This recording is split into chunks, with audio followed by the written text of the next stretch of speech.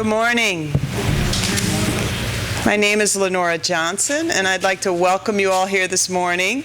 I'd like to start by just introducing my colleague, who is really a little bit of the force behind today, but she's not feeling very forceful this morning, so I'm stepping in her shoes, which are big shoes to fill. But if she could just wave her hand, Nelvis Castro.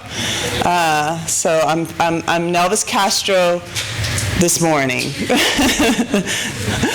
But I'd like to welcome you all here to Cancer Research in the Media. And is this what I think, let's see. Yes, got it. Thank you. But before I go there, what I'd like to do is just recognize a couple of folks in the room. Another forceful person that I quite admire, who has been part of the reason that you all are here, is Dr. Marcia Cruz-Correa, who is really responsible for saying and seeing and understanding what we've done in cancer research in the media. And because of her sort of seeing what's happened in what we've done over time, she said, we must do that here. We've got to do that in our region. And so because of that, she has brought you all together and brought this meeting to this region, and we're very excited to have the opportunity to be here. Along with her, there are several folks who are representing the University of Puerto Rico Comprehensive Cancer Center who are in the room. Dr. Reynold López, who will be up in a second. Also, Eric Suarez is here with us, I believe, this morning. No, it's not him. Emma Fernandez and Marvelise Soto, who is, okay, she'll be here this afternoon. And you all met Genevieve, who will be with you through most of the day today. So just a little about the workshop that you're about to experience. It's a multi-day workshop seminar for journalists that is based in the U.S., Latin America, and Caribbean.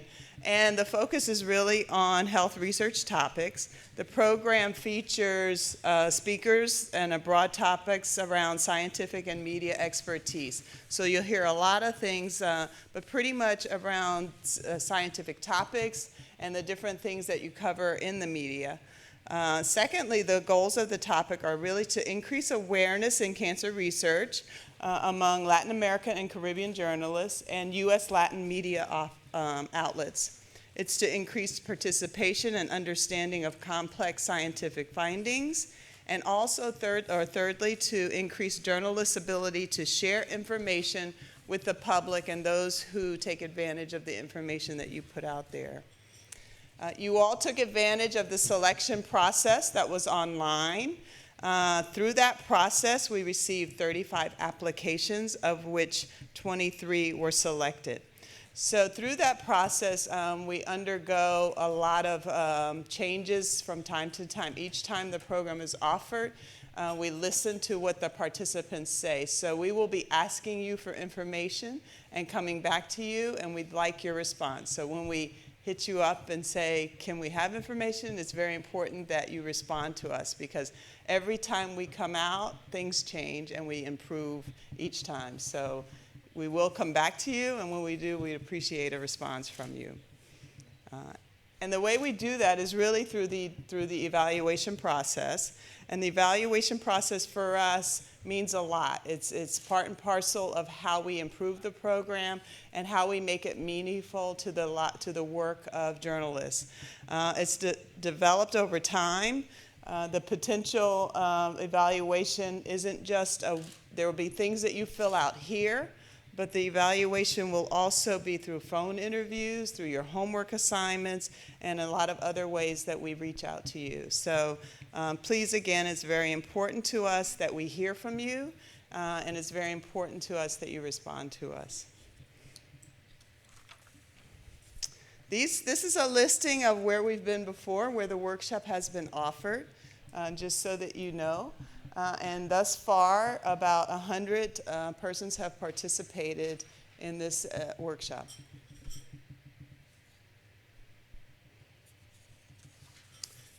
Materials that will be helpful to you once you finish are available on cancer.gov in English and in Spanish. And on the cancer.gov, you will also find social media channels, whether it's Facebook, YouTube, Twitter, and so forth, in English and in Spanish. So we encourage you to check those out.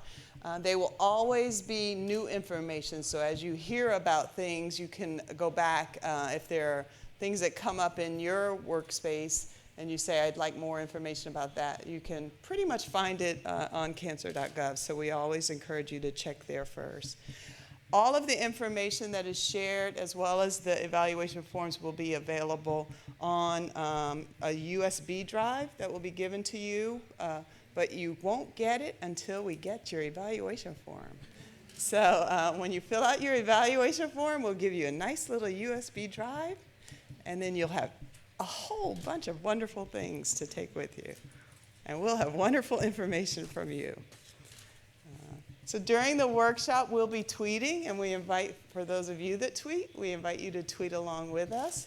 Here's the hashtag and the information. So you can share it with your colleagues and your followers. Please, I'll leave that up for a second so those of you can write it down and tweet along with myself and others for the next couple of days.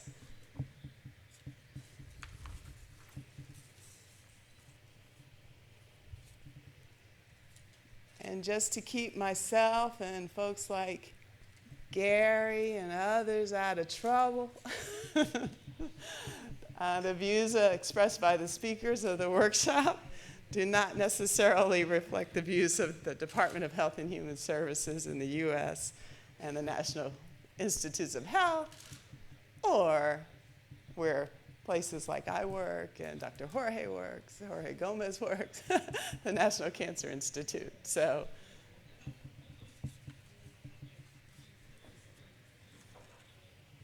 thank you.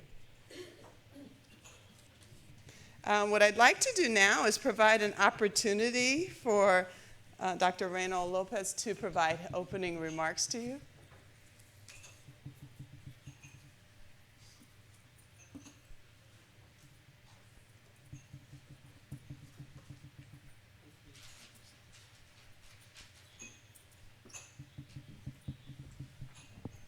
Good morning, everybody, and buenos dias, and welcome to this seminar, and welcome to Puerto Rico, to our guest. I guess, here we go. We have representatives from the Caribbean in Puerto Rico, and I would like to use this opportunity to give you some highlights of cancer in Puerto Rico, and I know Marcia will dwell on it later today and give you some more information, but our island is approximately 3.5 million. Estimated 66% of the people are in between 15 and 64, Hispanics. It is important to note that our incidence of cancer in Puerto Rico in the last few years have increased, both for males and females. And for females, that's statistically significant. But at the same time, our mortality for both males and females have decreased, and are both statistically significant. So we're moving in the right direction. This you have seen this basically as you see in the States. I'm not going to dwell on it, just to show you there's a little bit difference between us and the States, and it's in the incidence of thyroid carcinoma in Puerto Rico that has increased to the levels that we had not seen before. And there's a workshop on Friday to discuss the reasons why this incidence in thyroid carcinoma has increased in Puerto Rico. And our mortality is very similar to what you are used to seeing in the States. Finally, the government of Puerto Rico, cancer is a high priority because it's the second cause of death in Puerto Rico. At the University of Puerto Rico, many years back, a number of years, there's a work in progress the development of the Cancer Center at the University of Puerto Rico is in progress, and it started way back in 2001, and we are here in 2012, and we're heading hopefully to 2019 to have completed the Comprehensive Cancer Center. Way back, there was a 15-year strategic planning started in 2004 with investment, facilities you will see, and finally in 2019, finally with the Cancer Center. And that's history. The 2004, the government set aside $125 million to develop the Cancer Center in Puerto Rico of the local government money. And there's another law that was passed last year that will give the Cancer Center $50 million for 30 years. So we assure the continuity and the development of the Cancer Center for the next 30 years.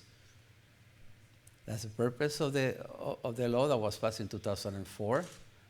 And this is our funding that we have had continuously since 2001. That's NCI funding at the Cancer Center. And that's our challenge, and again, it's our opportunity to integrate all the activities that we have in Puerto Rico, including the medical schools, the NCI, our partnership with MD Anderson, the School of Medicine in Ponce, partnership with Moffitt, the Department of Health, etc. And that's, as I said, that's our challenge, but at the same time, it will be our opportunity to really develop. We're a small island, so we cannot have independent silos all over, so we have to cooperate among the grants and amongst the institutions. That's the phase one of the Cancer Center. That's a basic science lab.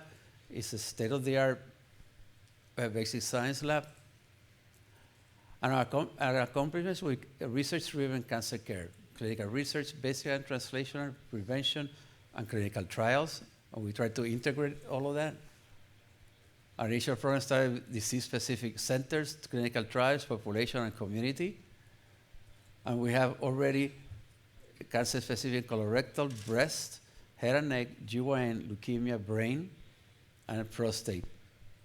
Our mission is to deliver the best research-driven cancer care through programs that integrate patient care, research, and prevention, and to eradicate cancer in Puerto Rico. And our vision is to create a nucleus of scientists that work together to develop research programs in prevention, early detection, treatment, and quality of life.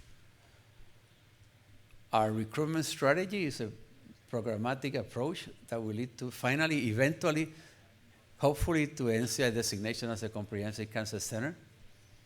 We also have relation with the Puerto Rico Clinical Translation Research Consortium that includes the medical schools in Puerto Rico. And this one shows how we integrate all the grants in Puerto Rico because we have the same people with different hats that we wear as we go from one grant and one place to the other. We don't have the human resources to have a whole bunch of people all over. The other part that we have developed successfully is a Cancer Control Coalition and Plan. We have activity in colorectal, breast, head and neck. And this is the members of the Coalición de Cáncer de Puerto Rico. This is 38 organizations. We have more than 50 currently that are participating towards a common goal. And we recognize there are benefits for Puerto Rico of having the Cancer Center. And we also have our Cancer Center goals. These are our programs, GI, prostate, breast, neuro-oncology, clinical trials, and the most recent tissue bank biorepository. We also have joined with Merck on the development of an online pharmacology drug development curriculum that has been offered to the medical schools in Puerto Rico. And finally, that's the site of our newest clinical center. And this will be our cancer center in the next 2 years. Thank you very much, and welcome to Puerto Rico, and enjoy your 2-day meeting. Thank you.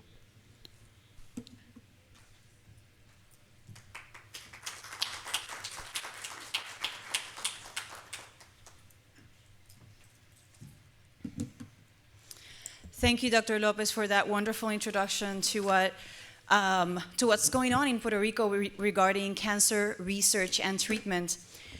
So why are we here as journalists and as one group of cancer researchers are exploring better ways to diagnose, to treat, and to care for cancer? You as journalists have been given the great task of translating this very complex terminology, very complex process of what entails in research, in screening, in treatment, and translating it with quality and fidelity to the public in a way that your audience will understand, and in a way to engage them and to get them interested, well informed in this topic. So that's why we are here today. And again, my name is Genevieve Martínez-García. I'm going to be your moderator, your cheerleader, as well as I'm trying to keep the agenda within our time frame so we can all enjoy the activity and we can leave in a timely manner. Let me give you a run through the schedule today just to give you settled in. After these brief presentations, we're going to start learning a little bit more about what's going on in Puerto Rico and in the Caribbean with regard to cancer research. And then we're going to move into, well, how can we translate cancer research in a way that we can engage our audience and we can translate this information with quality to our audience. So we're going to start introducing the concept of the criteria, the Health News Review criteria, which is a set of criteria that you will be referring to when you start developing your stories. And we're going to be finishing the day with a discussion on how to report all this research with a balanced perspective. So that's going to be our agenda for today. In order to enjoy our day today and to create a rich environment, I would like to welcome you into committing to some sort of group agreement. First of all, our commitment of starting on time. As you know, we have a very tight agenda. We have rich discussions, and in our experience conducting this type of workshops in the past, people really get engaged and people really want to talk to not only the speakers but also their peers in their tables. At some point, don't feel bad if I say, we need to stop and we need to move on, because we really want to keep a commitment to our agenda so we can finish on time. The later we start the sessions, the later we have to stay. So that's one group agreement. I think everybody will agree that we can start on time? Okay, good. Also respect people when they have the floor and when they're speaking. We all come from very different places, very different countries, and the idea of this type of workshops is not only learning from the speakers, but also sharing among ourselves our own unique experience, not only in our countries, but also with our own unique outlet and our audience. So we want to learn from all of you, and the only way that we can really learn is that when somebody has the floor, we can let them speak, we can let them share their experience and acknowledge that their experience might be very different from ours.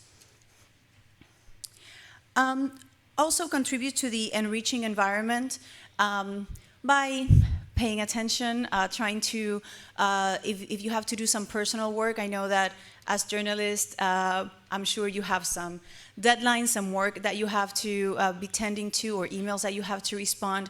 If you have to do that, I will ask you to please step outside if you have to take a call or if you have to send out any type of document.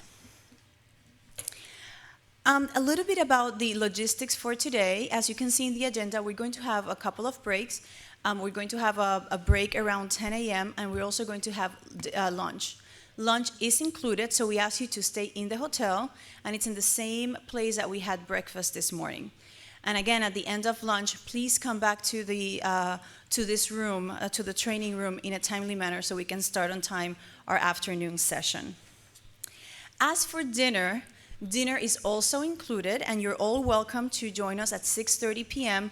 We're also going to be staying in the hotel, and you can go to the main garden of the hotel where the dinner is going to be included. And it's a full dinner. It's not just hors d'oeuvres or dessert. So make sure you come hungry and ready to mingle and share with your peers. Some people have inquired about Wi-Fi in the room. We do have Wi-Fi. In order to log on using your phone or any device, go to the Verdanza. If you go to your Wi-Fi access portal, click on Verdanza. And the password is Verdanza 3, so Verdanza number 3. Make sure that you capitalized the V of Verdanza in order for it to work. If you have any problem, please let us know. But again, we ask you to keep your attention on the speaker, on the presentation. I know that some people like to take notes on the laptop or have to tend to other things, but we also realize that just working a lot on the laptop or on your device can be very distracting. So we ask you to keep that to a minimum. You can leave the room, of course, during the breaks, but please take care of yourself. If you need to go to the bathroom, the restrooms are outside in the lobby if you go out to your right. If the room is too cold, if it's too hot, if you're not feeling very comfortable, please let us know. You can let me know. In the back table, we have all the team from NCI and from the Comprehensive Cancer Center. Just let us know, and we'll try to make your stay as comfortable as possible. For those of you who would like to take the opportunity to interview the wealth of resources we have here in the room and who are going to be joining us for the next 2 days, we do have a quiet interview room. It's right here in the back, so you can access it from our main training room, and you can use it. Just make sure that you can coordinate with your peer in terms of scheduling interviews. I know some people would like to schedule a quick interview either by phone or recording with any device in the room, and sometimes that might be disruptive if we want to come in and start a session and somebody is conducting the interview right there. So we ask you to use the interview room for a better quality recording. A reminder that parking is included. If you're having issues validating your parking or if you have any question, please approach us and we can clarify any problem that you have. I already mentioned the language interpretation. Is everybody okay with your language interpretation, or does anyone need an interpretation device? Everybody has their headphones? Good. If you have any problem with the headphones, please let us know. Now, in order for the headphones to work, the interpreters have to hear what you're saying. So it's very important that you use the microphone. If you stand up and you share your comment or share your question, that sound will not be fed into the microphone and the interpreter will not be able to listen. So the front tables, you have a table microphone. Make sure that you press the button. When the button is released, it means that it's on. If it's completely pressed, it means that it's off. So make sure that the button on your microphone is completely released. On the back table, we have a handheld microphone. Again, if you have any problem, just let us know and we'll be happy to fix that for you. We have a pre-test. I handed out earlier today a pre-test that should be on your table, and we're going to start collecting them in a few minutes, so make sure that you fill that out. It takes a minute or two to complete. We'll be handing out the post-test by the end of the day tomorrow. And let me see what else I have here.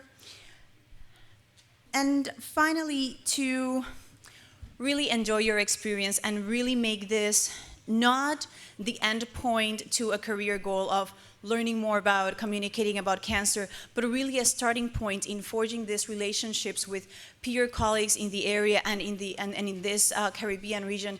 Please exchange information. Please make sure that you have the business card of the people that are sitting on your table. You get to know them, get to know their outlets and what they do, because those are going to be the peers that you're able to reach out to develop a story and to collaborate in other projects. So that's really important, and that's another mission that we have in the workshop, that the colleagues can really get to know each other so you can share material and experiences.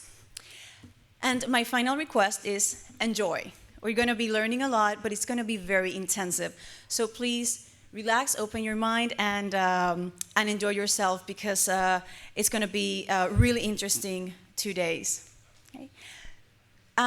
Is there any question or any thing that you would like to bring up now? Okay, excellent. So now I would like to introduce Dr. Jorge Gómez, and he's a senior advisor for the Center of Global Health and the U.S. Latin American Cancer Research Network. Dr. Gómez, if you can please join us up here.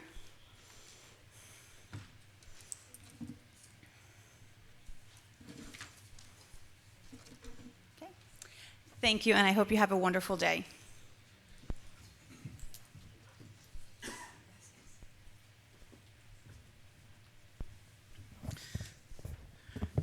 Morning, everyone.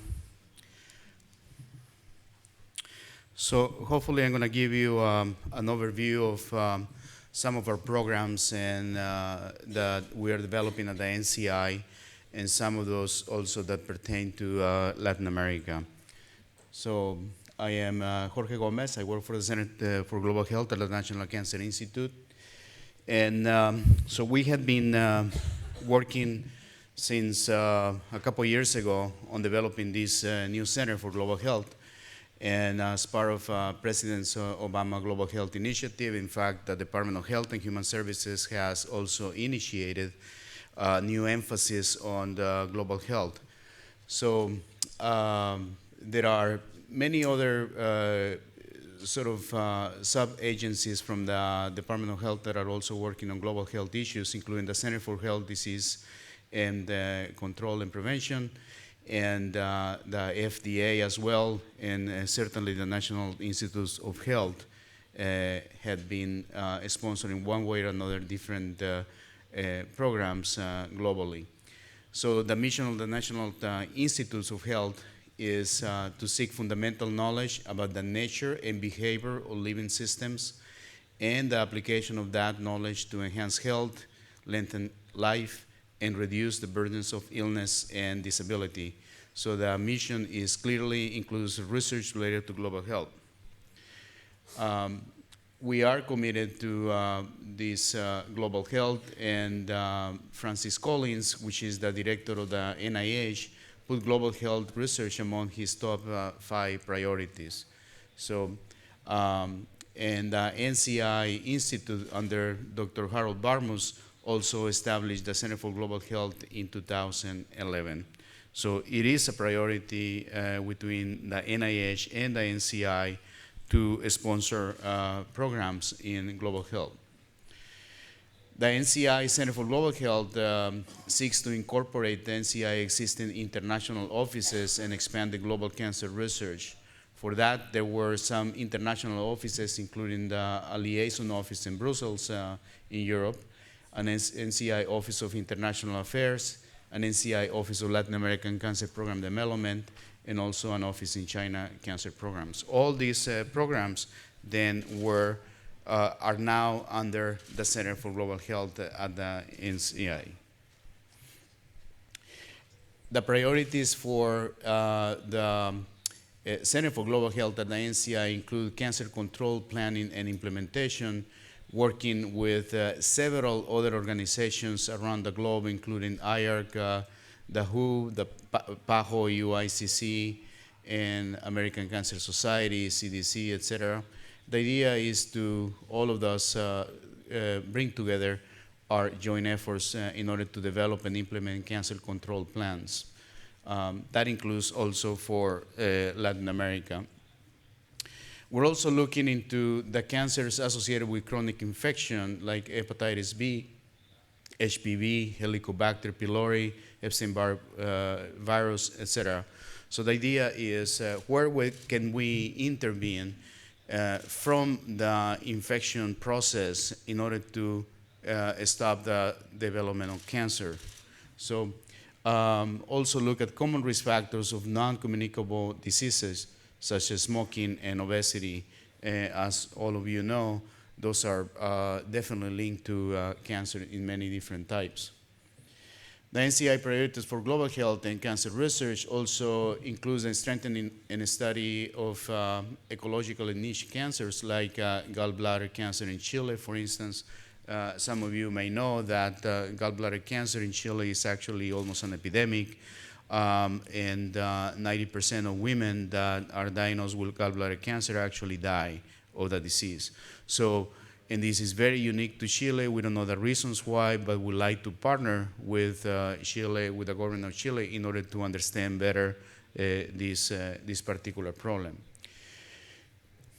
Building the infrastructure for cancer research and training, for example, the Latin American Cancer Research Network that I'm about to explain is something that we developed under the former Office of Latin American Cancer Program Development, and I'm going to go into some details about it.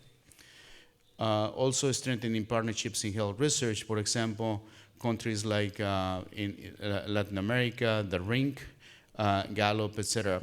So these particular groups are groups that are working in Latin America that one way or another are being co-sponsored by the governments. The RINC is the Red de Institutos Nacionales de Cáncer de Latinoamérica. So, and is co-sponsored by the ministers of health of about 14 or 16 different countries. And it was originally based on the UNASUR, and I think it's expanding to other countries as well. Gallup is a group that is working on pediatric cancers. Also, it's an initiative that came from Latin America, and now we're trying to see how we can help them to develop programs and coordinate some of those clinical trials. Pediatric oncology is also very important, and coordinate some of these clinical trials with our groups in the United States. So I have the opportunity and the privilege of being involved in this particular program that is still ongoing.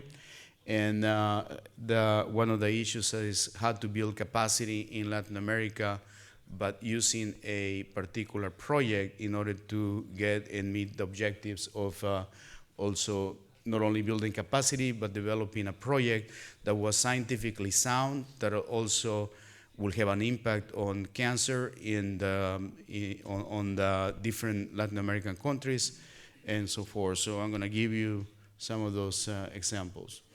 So we developed some guiding principles, and we established that working with Latin America will provide new insights into cancer trends among the growing Hispanic populations in the United States. Fostering collaborations based on mutual respect to the cultures, nuances, laws, and regulations of each country will promote stronger partnerships with Latin America. So this will be that the program have to be culturally competent. In order, that means understanding everything that is going on and how we can carry out certain projects in Latin America by also following the local laws and regulations. Initiating research projects based on common interests and high bioethical standards that will elevate the quality and credibility of cancer research conducted in Latin America in advanced science. Building research capacity in Latin America will lead to independent, sustainable infrastructure to support first-rate clinical research around the globe. So the idea here is to partner with Latin American investigators and groups with the approval also of the governments and carry out a variety of research projects that will enhance the ability of Latin American investigators to sustain this as a resource, to create groups that will also formulate particular questions and carry out the research projects in Latin America that will benefit the patients in Latin America. At the same time, that will produce data of high quality that will help us to understand the problem of cancer in Latinos, but this work will be done in Latin America. So we wanted then to develop basic translational and clinical research programs with education and training and using advanced technologies in order to build capacity, in order to also make this a sustainable research capability. So we work with, by working at first with the governments of Mexico, Brazil, Chile, Uruguay, and Argentina, and in that particular model was developed back in 2009. We signed collaborative agreements with the ministers of health of these particular 5 countries. In 2012, we added Peru, Colombia, and Puerto Rico to this particular network. So it's a new model of connecting the government, institutions, and investigators at all levels, and it provides a framework to encourage bilateral collaborations and addressing issues and problems of importance in the fields of public health, medicine, science, and cancer research. So this is very complicated. These are long-term type of activities that we have to really be aware of. So we started in 2009, and in 2010 we developed a variety of training and educational workshops. We developed biobank methodologies and molecular biology and informatics platform. 2011, we established biobanks in Latin America and the operational part of these biobanks. We did all kind of trainings in order to standardize all the procedures across the different countries. And in 2011, we launched the study. Basically, at the present time, this is a breast cancer study that is attempting to recruit 3,000 women, stages 2 and 3 in 5 Latin American countries. We have 30 institutions. At the present time, we have close to 700 patients enrolled in the study. And so we have developed a system for collaborating with Latin America that, like some of them call it, is horizontal. That means that the decisions are being made together. So we have a steering committee with one representative from each country, including one representative from the United States. And we created a series of committees in order to standardize all the procedures and processes. So the study is called the Molecular Profiling of Stage 2 and 3 Breast Cancer in Latin American Women Receiving a Standard of Care Treatment. And the primary objective is to characterize the distribution of invasive breast cancer stage 2 and 3 molecular subtypes, luminal A, B, HER2, and RICH, based alike in Latin American women. And we have some secondary objectives. I don't need to go over that. But all this is information basically that we don't have.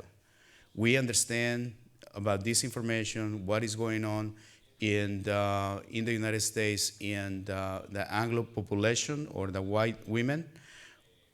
We also understand that in the African American population, but yet in the United States we don't have a very good idea of how the distribution of these molecular subtypes of breast cancer that are very well known in other groups are distributed in the Latino population, at least in the United States. So we decided to do this study in Latin America in order to have this understanding of the distribution of molecular subtypes. So we're also looking at the overall survival and also to document the demographic and epidemiologic characteristics of each subtype and discover and develop predictive and prognostic gene expression signatures. So we have to harmonize and standardize pathology, oncology, molecular biology, and biobanking procedures and processes, and through a discussion and consensus with the Latin American investigators, we develop and study a manual of operations, and we develop this in 3 languages, English, Spanish, and Portuguese, in order for everyone to understand all the different issues related to the standardization. We develop a patient navigation and education program that is also the first, I understand, in Latin America. With the help of the Common Foundation for the Cure, we were able to develop a patient navigation that is helping the patients basically through navigate through the public health systems in the different Latin American countries and help them to support by providing psychological support, some education about the cancer and so forth. You can imagine when you are being diagnosed with breast cancer and you're being told for the first time what's happening to you and how you're gonna have to go through a series of procedures, including the chemotherapy, that you're gonna lose your hair, that you're gonna have a lot of different problems for several years of your life and so forth. So we developed then, with the help of the Common Foundation, a program that helps and supports the patients emotionally and also provides some psychological support in some cases, nutritional support and so forth. So it's very interesting development of bioinformatics platform in order to also in 3 languages in order to do this in a standardized ways across 30 different institutions in 3 different languages. And also we're helping to develop best practices in administration of these resources. So this is what it takes to do a study like this. In order to implement the study, you had to collect also data, analysis, and reporting. You had to process and progress. You have to assess the progress, and you have to also do this to discussion and consensus, and then continue to monitor the progress of the study.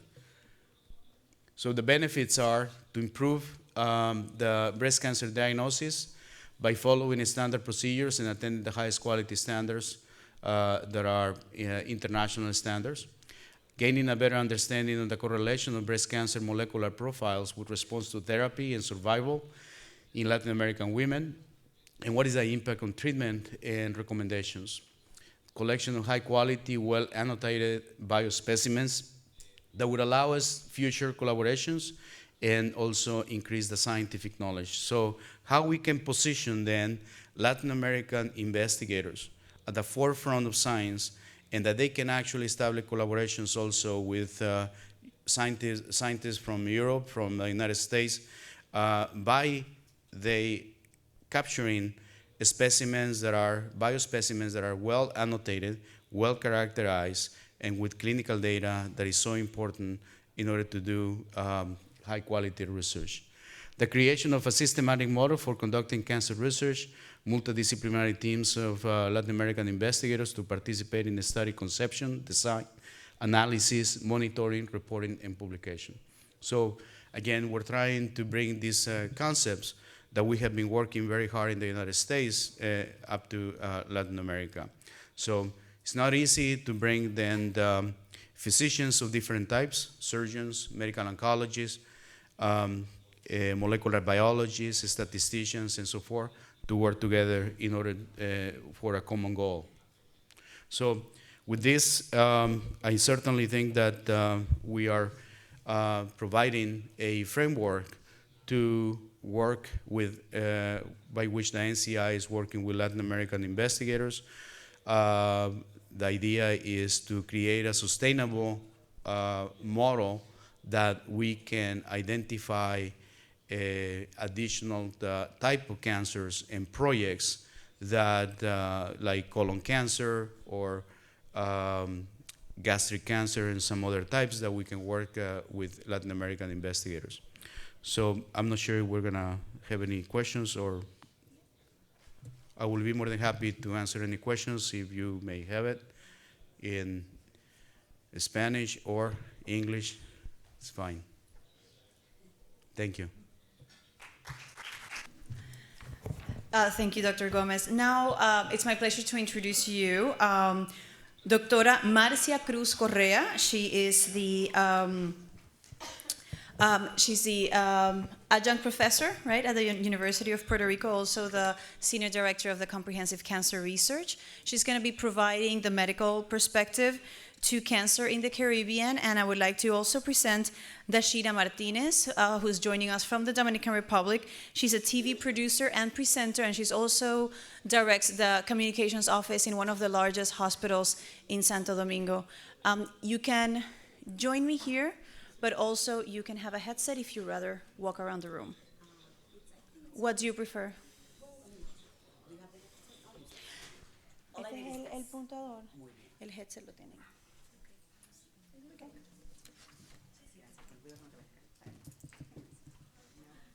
Thank you, Genevieve. Well, good morning, and once again, I echo Dr. López's welcome to Puerto Rico. I have to tell you that this is a dream come true for many of us, and this was not really my idea. I just saw that something was working. I was so impressed with the work that the ladies that you already met, Nelvis, Lenora, Nina that is there. I don't know if we introduced Nina. She's part of the staff of the NCI Office of Communication and Education. And you know, the question that was brought by the colleague from Bahamas, am I correct? Bahamas, it's one that we see every single day. I get calls every now and then from journalists that want to know more. And, every now and then, we get the right answer, but most frequently, unfortunately, we get the noise, the hyperbole, right? The magic cure. And what we hope to do is to be able to empower everyone here to be able to, distinguish between what's real medicine, what is scientific data, and what is really just my opinion on or a case, an anecdote. So it's very different when something happened to one patient than when we have done a clinical trial to show that something worked. But that's the whole purpose. So the reason why we're here is because of this Office of Communication and Education program, and also the initiative that comes from the NCI as one of the projects that Dr. Gómez was mentioning, which is the breast cancer program. Very good. So in the next 20 minutes to half an hour, we'll be covering these three main topics. First, we're going to talk about the cancer burden in the Caribbean. We're going to talk about some epidemiological concepps, incidence, mortality of the cancers that affect our patients, our population. Then we're going to talk about a word that is very, very much, I would say, a buzzword. I'm sure that you guys have heard about disparities, cancer disparities. So there's a lot of noise about that. And the word disparity tells you that there are differences. But there are differences that go beyond race, ethnicity, that are related to age, that are related to socioeconomical status, that go much, much beyond what we normally think that is disparities. And then we're going to finalize with a few slides talking about cancer screening, specifically for the most common cancers, and I'll show you what are we doing, what is that, what's available out there. One disclaimer I will say, the data was abstracted from the internet, specifically from PubMed. I'm sure that you guys use Medline and PubMed. So we use PubMed to get some of the articles that are referenced, but unfortunately, there's not enough data, scientific data, coming from the Caribbean. And that is not good, because it appears as if we don't have the disease. You guys know that if it's not published, it didn't happen. So the same thing for science. So hopefully, after we listen to all this, we'll be able to go back to our communities, to our countries, go to the scientists, those public health, those epidemiologists. They need to put the data out. It's not out. Okay, so I have very limited data and only the things that have been published in only a few places, but I'll show you. Very good. So, of course, we all know what is the Caribbean, but it's always a good refresher. The Caribbean is composed with, I think, over 7,000 islands, and there are multiple languages. And you can see that it goes, from left to right, and you can see the Greater Antilles, the Lesser Antilles. Here, we have representation from 8 different countries of the Caribbean, including, among others, the Dominican Republic, the Jamaica. We also have Dominique, we have Barbados, we have Antigua, we have a few more, and I'm sorry if I'm forgetting some of them, but we're extremely excited, and of course we have 17 local Puerto Rican journalists. Here, it's a table that I just compiled to put together the differences in population and also languages. Look at Cuba, it's 11.2 million, but you go all the way to an island as Dominica. We have a journalist from Dominica that is 70,000 people. So it's extremely variable, right? And in the middle, you get Jamaica, Trinidad and Tobago, and you can see the multiple languages. In fact, when you look at the whole Caribbean island, we have 5 main languages with some other dialects, including, of course, French, Dutch, that is not mentioned here. Everybody here speaks English or Spanish, so nobody here that I'm aware of, their main language is Dutch, but if it is, we apologize, we hope you speak English too. Otherwise. Okay, so let's move to the cancer burden.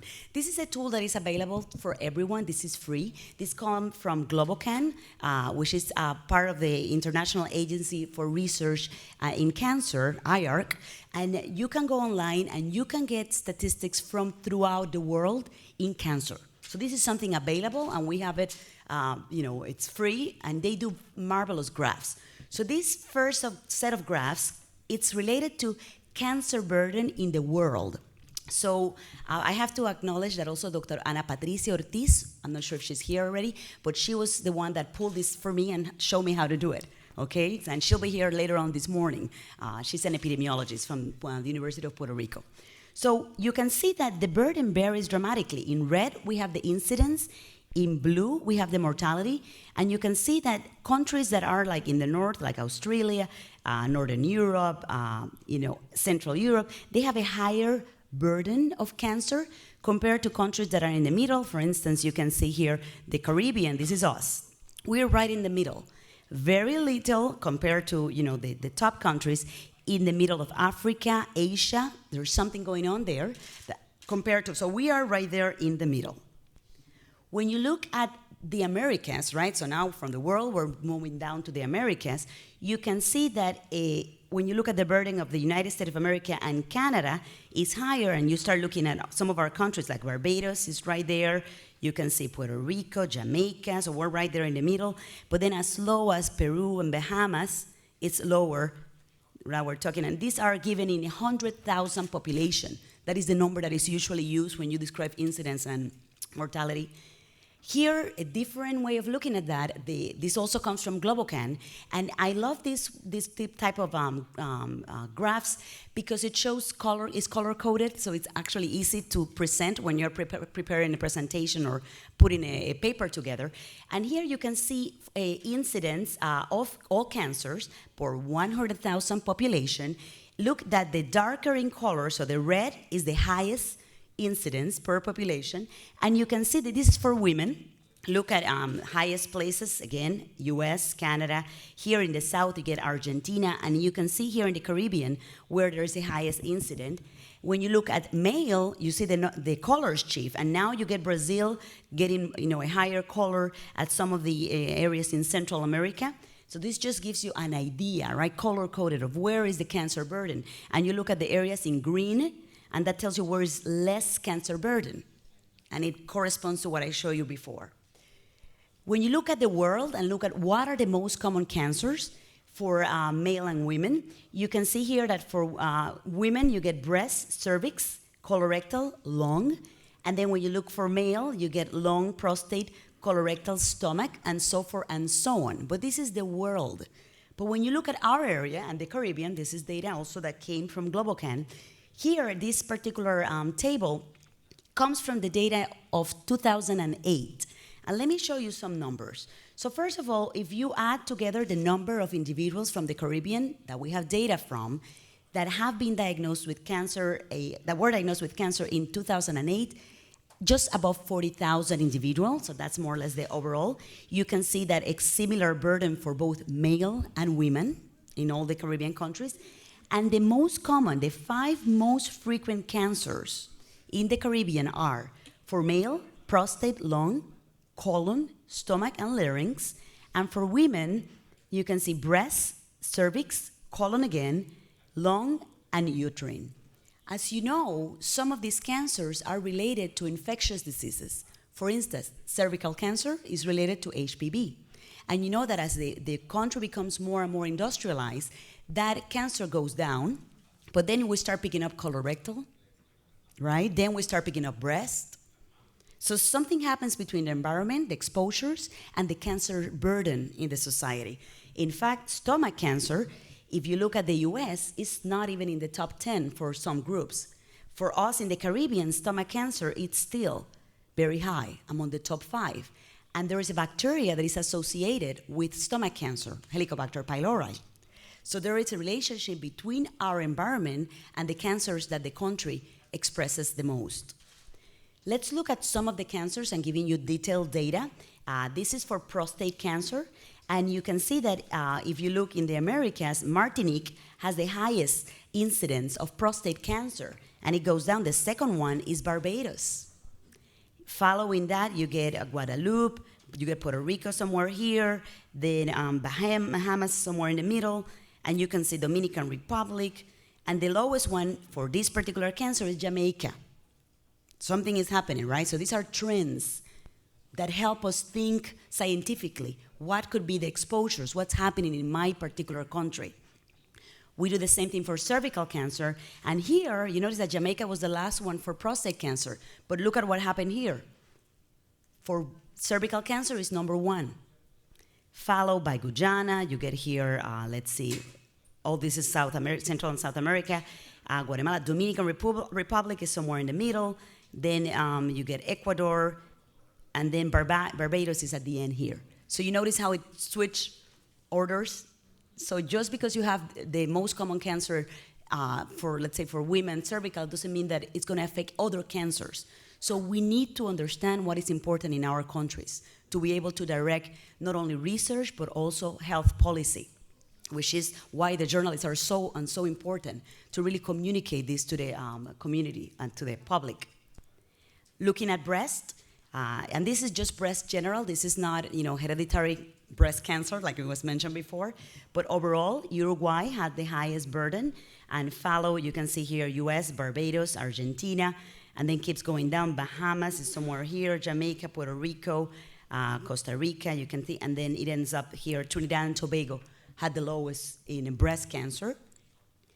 Colorectal, this is for male and female. So here we describe the males are here and the female, and you can see that for colorectal, look, Argentina, Barbados, Puerto Rico, we're right on the top. In Puerto Rico is the third most common, and then you can see, Bahamas, Jamaica, Brazil, Colombia. When they have, it's lower than anybody else, but they have a very high risk of stomach cancer. So you again notice some relationship maybe between exposures, genetics, and cancer on the interplay of those things. Here, liver, this is a big problem, especially because we know that one of the most common reasons why people get liver cancer is because of hepatitis C and hepatitis B, which continues to be on the rise. And you can see here that in the Dominican Republic, it's a big problem. We were talking about the liver transplant program. Dashira was mentioning something before. And you can see Haiti as it goes down, et cetera, Puerto Rico at the end in this group.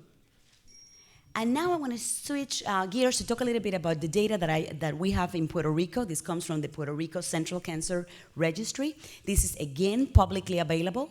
So you can go online to the Department of Health. There you find our map, and then you can get all these beautiful graphs the same way that you do in GloboCan.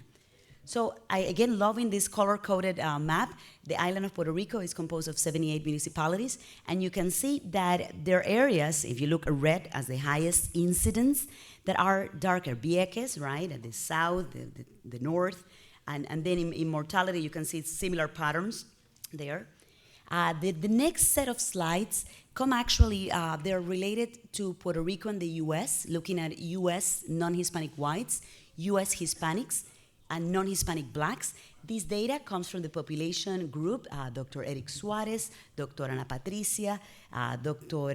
Guillermo Tortolero. They're all speakers that you will be seeing in the next few days. I think, Eric, Eric, we call you at the beginning. So Eric Suarez is the director of that unit. And I mentioned that one of the difficulties for us in the Caribbean is that we are not putting enough papers out there.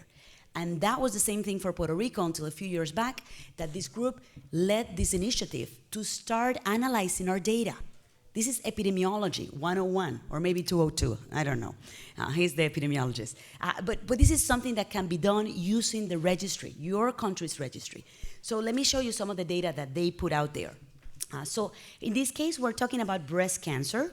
Data is presented always in for 100,000 population. The next 5 slides are very similar, so I'm going to go slowly over this one. So here we have incidence, here we have mortality, and here is the time period that they analyze, from 1992 to 2002. And what we're looking here is trends, and we have 4 different lines. The ones that we're going to be paying close attention, right? So you get Puerto Rico, it's this one here, the dark one. Then you get this dotted, which is non-Hispanic whites. This is US non-Hispanic whites. And then you get these 2 intermediate, which is one of them is US Hispanics, right here, and non-Hispanic black. So for breast cancer, the highest burden of the disease, when you look at the US and Puerto Rico, is for the non-Hispanic whites. You can see Puerto Ricans here, but there's something that is called the annual percent change, which is like the slope. So if it's positive, it's going up. If it's negative, it's going down. So the slope here for the annual percent change for Puerto Rican Hispanics, is 2.2. It was 2.2 during that period of time, compared to, for instance, the non-Hispanic blacks, which was negative 0.3. So what that tells you is whether or not the disease is increasing or decreasing. So it also helps for health policy, for screening guidelines, et cetera, et cetera. You can see this similar trend also in, this is the mortality in this case, much lower, right, as compared to incidence. But again, here the top, it's interesting, the top is the non-Hispanic blacks had a higher mortality compared to the other groups. And you can see here, Puerto Rico, it's right there together with the US Hispanics, very similar. We do the same for prostate cancer. This case, Maribelis, who's also a part of this event, was the main author. And in looking at prostate cancer, you can see, again, differences that are related to race and ethnicity. Are the genes related to race and ethnicity? Is the diet related? Is the place where these people live that is associated to these observed differences? Those are all questions, scientific questions that we can pose as, as journalists and scientists. You can see here Puerto Rico again, and we just marked it there. And look again at the annual percent changes to look. Here you can see for prostate, actually, for every group examined, the slope or the annual percent change was negative. So it's going down, both the incidence and also the mortality. Cervical cancer, again, you can observe the trends. Here, the top line is the US Hispanics. Again, the slope is negative, so it's going down in the time period observed, but it's higher than the other groups observed. After the US Hispanics, the blacks, US blacks, and then Puerto Ricans, and at the end, the non-Hispanic whites. You can see the mortality in the other one. And then you wonder why. So when you look at registry data, the data that you can examine in relation to the cancer, it's limited. What you can look? You can look at the age, you can look at the gender, you can look at the geography, where these people located at. Some registries have data on exposures, like tobacco. Some registries even have data on family history. But in this particular case, the analysis was made for pharyngeal cancer, right, head and neck, which is associated both with smoking and HPV as the two most important factors at this point, and also gender. So in this case, they look at male and female, and males were almost 2 times more likely compared to women to have pharyngeal cancer. These are observations, but it helps to guide the efforts, public health efforts.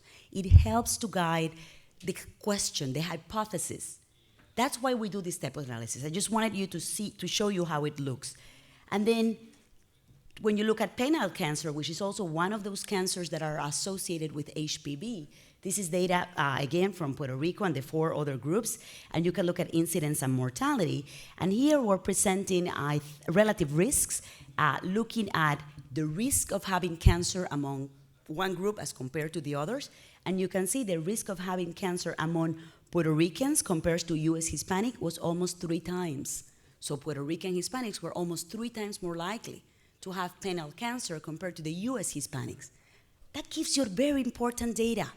And then you look at the confidence interval, that will be discussed later on, and Ana Patricia will talk about that. Again, you can see that Puerto Rico versus non-Hispanic whites, 3.3 times, and then Puerto Rico, as compared to non-Hispanic blacks. So a burden of disease.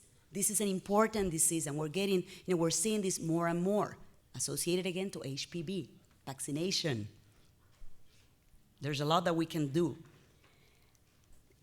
Disparities, this is the definition that comes from the NCI. Am I okay with time?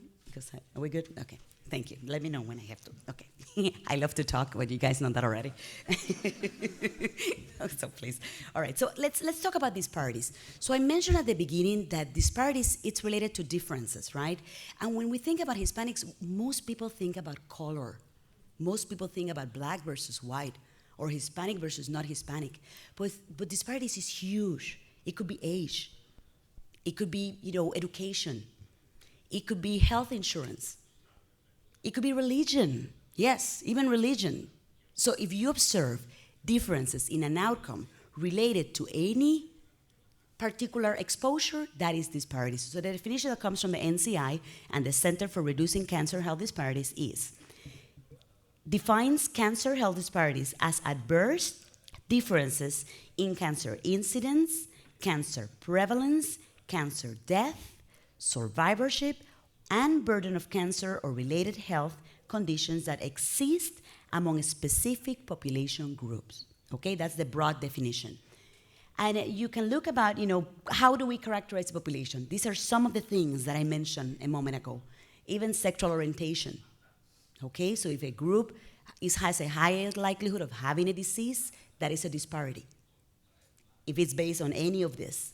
And then factors that contribute to health disparities, pure education, I mentioned housing, economic resources, unhealthy behaviors, et cetera, et cetera. And then this slide I brought here, this came just a few years ago, and the investigator comes from University of Miami in the School of Public Health. They look at the incidence of cancer of Hispanics in their countries, and then they look at the incidence of cancer of the same Hispanic groups, right? They're not the same people, but Hispanic as well, when they move to the US. And let me show you this, which is quite interesting. So when you look at the Mexican Hispanics, this is the incidence of cancer. In this case, was just, all together, when they were in Mexico, but when they moved to Florida, something happened that increased dramatically. I don't know what's happening in Florida. I'm just kidding, it's not Florida. It's just a change, right, in the environment, so it could have been any other place. The same thing for Puerto Ricans, Cubans, and then look at the cancer burden among the Floridians. So in this particular group, the Cubans and the Puerto Ricans had worse cancer burden as compared to the US Hispanics or the people in Florida. Again, this is looking at registry, but it gives you an idea of what's happening, or maybe helps you to develop a hypothesis. To finalize, I want to touch just a few slides on cancer screening. What we know, the risk of developing and dying from cancer increases with age, and that's something that we cannot change. So if you look at what is the most important risk factor for developing cancer, what is it? Age, followed by many others, including tobacco. Tobacco is a huge burden. It causes an enormous amount of cancer death and incidence. Diseases like HPV, Helicobacter pylori, et cetera, et cetera. Number two, most cancers occur in people over age 65. And then need for more cancer prevention, early detection, and access will help reduce the burden of cancer among our populations. This data comes from the HINTS, which is the Health and Cancer Information Seeking. This is a survey that is conducted in the US, and it was conducted in Puerto Rico in 2009. Again, our population group, this is work from Dr. Guillermo Tortolero. And he showed, and I thought this was very interesting for this group from this audience. So overall, 33% of people that were queried said that they ever look information about health. So a third of the people that were interviewed, they said they look for information regarding health. 28% said specifically about cancer. Then when they asked this group of people, where do you get this information? Look at what they said. The internet was the one cited the most, of course, for the people that they were interviewed. And then, unfortunately, only 33% had ever accessed it. College education was strongly associated with health information seeking. College education. When you look at the demographics of your country, look and see what is the distribution of education. How many of your population are high school educator, are college graduate, because that helps you target how you're going to provide information, right? Because it depends where you are. And then females were 3 times more likely to seek health and twice more likely to seek cancer information. With that in mind, just a few slides. Mammography. This comes from also a survey that is called the Behavioral Risk Factors Surveillance and Screening, something like that, BRSS. Eric is the one that knows. But this information is done in all the states and also the territories, Guam, Puerto Rico, among others. And the question here was whether or not the women have had a mammography in the last 2 years before the call. This was data collected in 2010, and women aged 40 and older were the ones that were asked this question because the guidelines require that women after age 40 get the first mammography. Notice at where most people were located at. This is all the different ethnic and racial group, non-Hispanic whites, you can see the black, you can see here multiracial, you can see Puerto Rican. All the ethnic and racial group reported having had this mammography in the last 2 years, over 70%. This line that we put here It was the goal of the U.S., Healthy People 2010. So regardless of the ethnic or racial group, women are doing mammographies. Something we're doing good, right, regarding at least with the mammography. Look at the same question, but for pap smear. Again, looking at the different racial and ethnic group.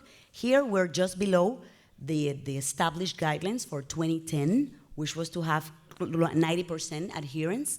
And look at here, the Hispanics as a group, and the Puerto Rican, from Puerto Rico, under the line, but almost everybody was under the line.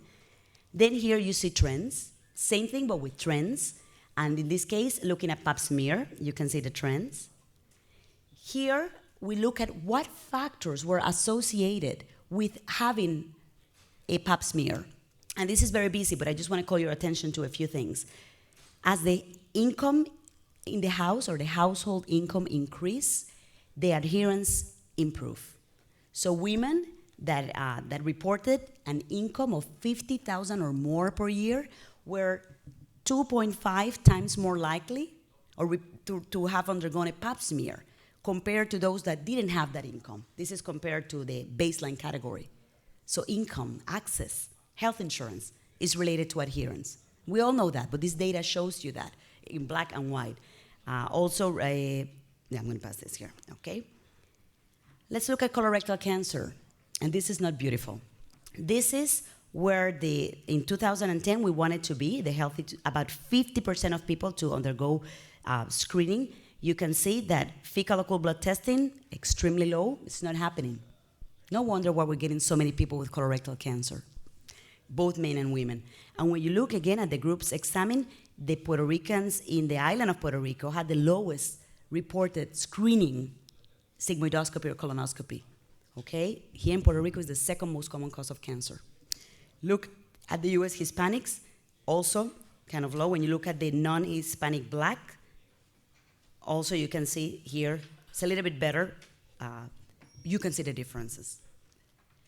When you look at factors, I'm gonna just highlight one, education. Look at the people that had higher than high school, where we're comparing the rate of screening for colorectal cancer according to education levels. Those that had less than high school were the least likely to undergo colorectal cancer screening. So that's why I was mentioning to look at your population. What is the level of education of the population?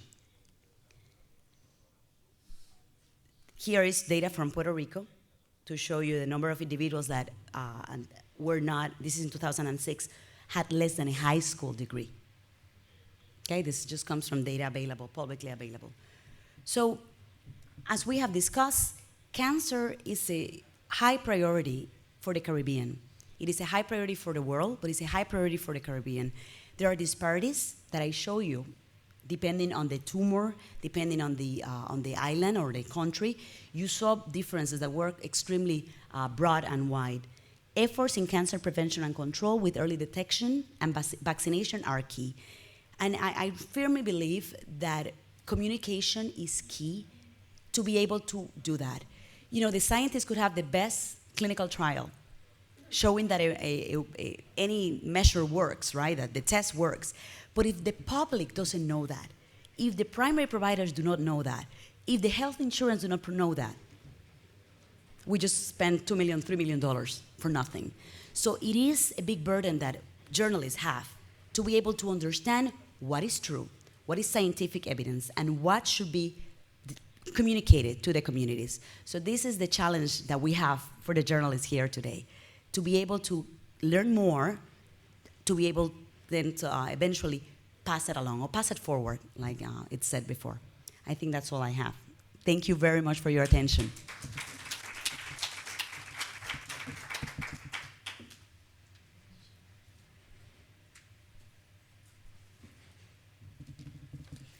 Bien, buenos días. No sé si los que necesitan traducción tienen los headphones, pero bueno. Mi nombre es Dashira Martínez y vengo de la República Dominicana. Mi experiencia básica es en televisión, periodismo de televisión en salud. También tengo experiencia en lo que es la prensa escrita, pero básicamente siempre he trabajado en el área de la televisión, que es lo que más me gusta. Quiero más bien compartir un poco la experiencia con ustedes, acerca de cuáles han sido los retos que he presentado durante mi carrera como periodista para poder abordar temas científicos como este. Inicio con una definición bien sencilla de lo que es el cáncer, que es una de las fuentes donde nosotros más buscamos información en la República Dominicana, porque tenemos la sede de la Oficina Panamericana de la Salud precisamente allá. Entonces es uno de los lugares donde más recurrimos a buscar información cuando requerimos alguna data, y por eso la utilicé. Quiero comentarles muy brevemente, aunque sé que ya Marcia les tocó puntualmente estadísticas, pero sé que la República Dominicana aparece muy poco, porque realmente hay muy pocas estadísticas en la región. Tenemos aquí el tema del cáncer de hígado, que verdaderamente los programas de trasplante en la República Dominicana han incrementado considerablemente. Esto significa que el cáncer de hígado ha aumentado de manera significativa, no solo en la República Dominicana, sino también en Haití, porque compartimos la isla. Vemos también que, confirmando los datos, los hombres, el cáncer de próstata sigue siendo el principal cáncer, y en la mujer sigue siendo el cáncer de mama. Es decir, que las estadísticas van muy relacionadas en todo el área del Caribe y de Latinoamérica. Ahí les muestro un cuadro donde pueden ver el lugar donde se encuentra la República Dominicana y otros países del mundo. Es decir, que tenemos una alta incidencia, aunque no somos los mayores, pero sí nos encontramos en el centro en comparación con otros países como Haití y como Puerto Rico. Vemos que los expertos en todas partes del mundo coinciden en que la prevención y la detección temprana es lo más importante, y es precisamente lo que los medios de comunicación en la República Dominicana y en el Caribe han tratado de hacer, de enfocarse en todo lo que es la prevención y animar a los pacientes a realizarse las pruebas a tiempo para poder detectarlos y realizar los tratamientos adecuados. ¿Qué estamos viendo en los medios de comunicación actualmente? Estamos viendo pacientes que no tienen recursos para pagar los tratamientos del cáncer, pacientes que no tienen un seguro médico para realizarse una mamografía o un chequeo preventivo, que sería lo ideal. Estamos viendo historias de pacientes que acuden a los medios de comunicación a pedir ayuda económica. Esto es algo que se ve mucho en nuestro país, donde pacientes con leucemia, con enfermedades graves, acuden a pedir ayuda económica, abren una cuenta en un banco y animan a la gente para que estas personas realicen donaciones y así poder pagar sus tratamientos. Estamos viendo también innovaciones, estudios que actualmente inician estos estudios y estas pruebas. Es algo no muy común en el área de nuestro país, pero sin embargo ya sí han comenzado estas investigaciones y estos estudios. Estos son algunos ejemplos de nuestros periódicos nacionales. Algunas noticias. Por ejemplo, en este caso, un investigador explica cómo prevenir el cáncer de piel, un tipo de cáncer olvidado. Sin embargo, en el trópico, por los efectos del sol, se ve con mucha frecuencia. En este caso, este artículo busca eso precisamente, algunas recomendaciones para prevenir este tipo de cáncer, y lo habla, sin embargo, un expresidente de una sociedad ecuatoriana, en este caso. Por eso les traje este tema en particular. Luego tenemos otro ejemplo que muchos de ustedes conocen, por ejemplo, la noticia del presidente Hugo Chávez.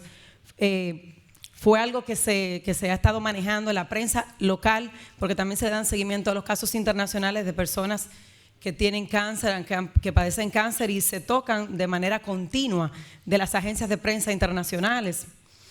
Otra de las publicaciones, por ejemplo, es un paciente que habla de que ya perdió la última batalla, y precisamente por un problema de tipo económico, entre una de las razones principales. Es algo que regularmente se toca en nuestros periódicos nacionales. ¿Cuáles son nuestros retos? ¿Cuáles han sido los retos que hemos enfrentado durante todos los años para poder tratar temas tan importantes como este? El primero, sencillo, es dónde buscar la información. Como Marcia decía, tenemos muy pocas estadísticas nacionales y tenemos que referirnos a otros países. Normalmente países en los cuales no tenemos un margen de relación, no podemos tener un punto de referencia porque son poblaciones mucho más grandes y con otras necesidades y otros problemas. Por ejemplo, el tipo de alimentación en un país como el nuestro, donde mucha gente se alimenta de arroz, habichuela y carne al mediodía y probablemente en la noche tiene una alimentación calórica muy alta, no va a ser igual que otros países, quizá en Europa, donde se tiene la dieta mediterránea y se ingieren más vegetales, por ejemplo. Vemos aquí, las estadísticas locales son muy, muy reducidas. Voy a presentar las fuentes donde podemos encontrar información locales, pero la verdad es que es una odisea encontrar una información, por ejemplo, del 2012. Siempre hay que referirse a 2008, 2007, alguien escribió un libro, de repente un doctor dio una conferencia, y de ahí los periodistas sacamos la información. Nos tenemos que referir a los Estados Unidos, por ejemplo. Excelente referencia, pero sin embargo, como decía anteriormente, de repente no se adapta a lo de nosotros. No hay tiempo para escribir las historias. En el caso mío, que fui periodista de televisión de noticias durante un largo tiempo y tuve la oportunidad incluso de realizar mi pasantía en CNN en español, se ve el poco tiempo que hay para escribir una historia. De repente tienes 2 horas para investigar, entrevistar y presentar. ¿Qué cantidad de personas ustedes piensan que podemos entrevistar en ese tiempo? ¿Qué doctor va a estar disponible para recibirnos? ¿Quién va a decir, sí, venga, cómo no, yo estoy listo para la entrevista? Ese es un gran problema. Ahí está un poquito lo que les explicaba de, a veces nos tenemos que ir con una sola cara de la moneda, lo que es fatal en el periodismo. Lo importante siempre es buscar varias opiniones acerca de un tema. Entonces, ¿qué periodismo estamos haciendo cuando entrevistamos a un especialista que habla acerca de un tópico y no tenemos la oportunidad de investigar mejor? Otro de los problemas muy, muy graves, y sobre todo en nuestro país, tengo que admitir, es de qué estará hablando ese doctor. A veces no comprendemos correctamente de qué está hablando, terminologías médicas. En el caso mío en particular, tuve que viajar fuera del país para poder especializarme en el periodismo de salud. Algunos colegas locales tuvieron la oportunidad que la Organización Panamericana de la Salud llevó un máster a la República Dominicana y tuvieron esa oportunidad. Pero ¿y a dónde quedan las nuevas generaciones que vienen de las universidades y no tienen el conocimiento de terminología médica, que es una colonoscopía, que es una endoscopía? O sea, son terminologías que el periodista debe manejar para poder explicarle a la población realmente qué está diciendo el médico. Otro de los problemas fundamentales en nuestro país, y yo sé que en otros países también, es el tema de que un periodista cubra diferentes fuentes. El periodista va a la política, a la economía, a la salud, a la educación. Es muy difícil hacer un buen trabajo cubriendo 4 y 5 fuentes. Lo ideal es que el periodista esté especializado en una sola fuente, pero por asuntos de recursos económicos, los países como el nuestro se ven limitados a tener solamente un personal reducido que lo haga prácticamente todo. Y a veces el camarógrafo es chofer, es también luminotécnico, lo tiene que hacer todo, y yo sé que se sienten identificados muchas veces con lo que les estoy diciendo. El entrenamiento también pasa. Otro de los desafíos es ¿a quién debo entrevistar? Este médico está certificado por un board, es un médico que tiene un perfil profesional conocido, que realmente tiene la experiencia y la capacidad para poder hablar. Esas son preguntas que debemos hacernos. Quizá en nuestra isla, que es pequeñita, de 10 millones de personas, conocemos al doctor tal o al doctor Juan y ya es mucho más fácil, pero en un país grande es muy importante saber con quién vamos a hablar. La otra parte es la disponibilidad de los médicos. Las agendas de los médicos son muy, muy complicadas. Viven en un día a día haciendo procedimientos, realizando consultas. Para organizar esa agenda de ese doctor y que nos reciba, lo ideal sería una planificación previa de poder llamarlo, coordinar las citas, pero sabemos que en noticias esto no es así. También hay otro aspecto que es las capacidades y habilidades del médico para poder comunicar. No necesariamente ese médico tenga la capacidad para explicar bien algo en específico, por lo tanto nosotros servimos de intérprete y muchas veces tenemos que hacerle miles de preguntas, cuando quizá con una sola pregunta ya hubiésemos obtenido la información que queríamos. Entonces, en ese sentido, ese es un desafío que nos encontramos diariamente, y si son científicos todavía más difícil porque tenemos que comprender y analizar todo eso que nos cuentan. Les quise traer ese video porque es un ejemplo de lo que estamos viendo en nuestros países. Las campañas de promoción y de prevención se han volcado específicamente en el cáncer de mama. El de próstata no es tan tocado. De repente quizás no saben cómo realizar el manejo de esta prevención, cómo hacer las campañas adecuadas, pero estamos viendo muy enfocada la prevención y la promoción en el cáncer de mama, lo cual es bueno porque sabemos que es uno de los cánceres más prevalentes en el área, pero nos gustaría ver un poco más de temas relacionados al cáncer en los medios de comunicación. Esta periodista casualmente se encuentra aquí presente en el día de hoy, mi colega Doris Pantaleón, quien trabaja en uno de los periódicos más importantes de la República Dominicana, que es el periódico Listín Diario. Antes de venir, cuando no sabíamos que ella venía, le hicimos una entrevista a ella y a otra colega de otro medio, preguntándole cuál era, ella entendía que eran esos desafíos que los periodistas actuales presentaban. Y ahí ve la respuesta. Va por el mismo sentido de que el tema económico es muy importante en nuestros países y también la falta de estadísticas en lo que todos hemos coincidido realmente. Otra de las periodistas, Altagracia Ortiz, del periódico Hoy, otro gran periódico de la República Dominicana, nos comentó que las estadísticas están fragmentadas. Se encuentra una parte por acá, una parte por allá, otro año por aquí. Y los pacientes no cuentan con una cobertura del seguro para realizarse sus pruebas a tiempo y sus exámenes de prevención. Aquí les tengo unas estadísticas del hospital donde yo laboro. Yo laboro en un hospital que se llama Hospital General de la Plaza de la Salud.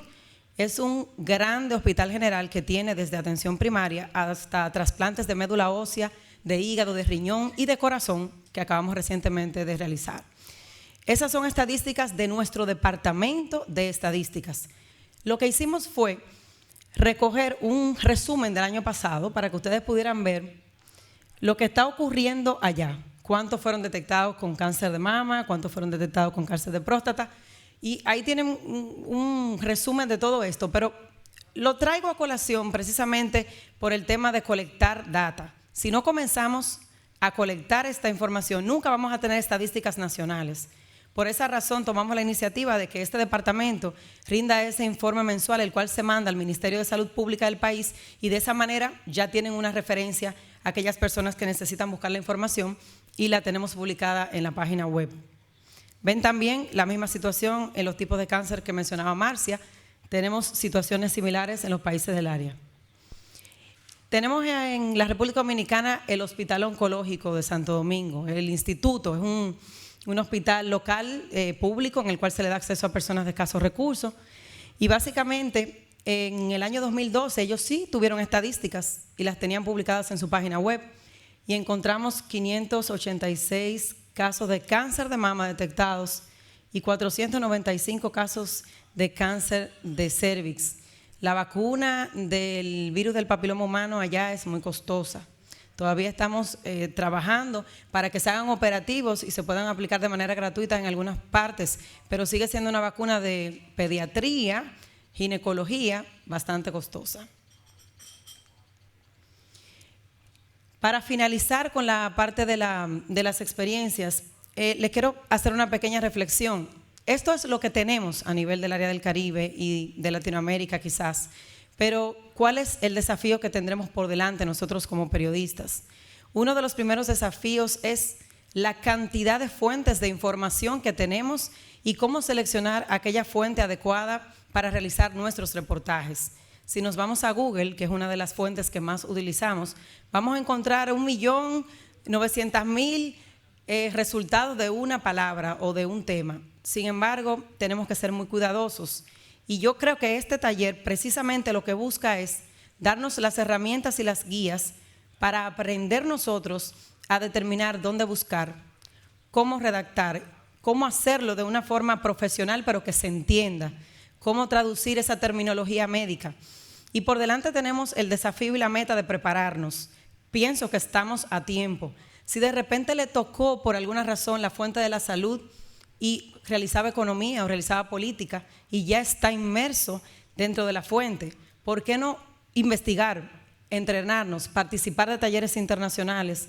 Esto puede ser muy positivo, no solamente para nosotros como profesionales, sino también para la población a la que le estamos comunicando. Recuerden que escribir un artículo ahora no es solamente para Puerto Rico, no es solamente para República Dominicana. Una vez un artículo está publicado en un periódico digital, está en el mundo entero. Nos leerán los Ph.D., nos leerán los Masters, nos leerán los científicos y las personas comunes. Entonces, qué importante es redactar la información precisa, de manera precisa, y que llegue al público de una manera verdaderamente ideal para que ellos puedan leerla y entenderla.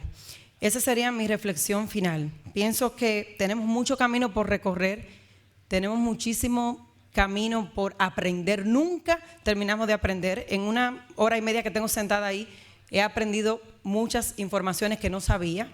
Anoche cuando veía la televisión vi una campaña publicitaria de St. Jude, que es muy, muy linda, me llegó mucho. La he visto varias veces cuando viajo aquí a los Estados Unidos y veo que también en los Estados Unidos se requiere ayuda económica para esos pacientes. No somos solamente nosotros los que estamos necesitando ayuda para pacientes pobres, sino también a nivel internacional. Y esto nos da ideas. Podemos imitar lo bueno y adaptarlo a nuestros países para que nuestras campañas de prevención y promoción sean campañas adecuadas y que lleguen realmente al corazón de la gente. Ese es mi mensaje de hoy. Síganse preparando. Qué bueno que están aquí, porque estar aquí significa que tienen el deseo de seguir capacitándose en el área que les ha tocado trabajar. No tengo mucho más que decirles. Les agradezco muchísimo la oportunidad de haberme permitido estar en este foro con personas tan valiosas como ustedes, con personas que sé que son muy trabajadoras y son líderes en sus medios de comunicación. Me siento muy contenta y les agradezco nuevamente que me hayan permitido participar en este foro. Feliz día.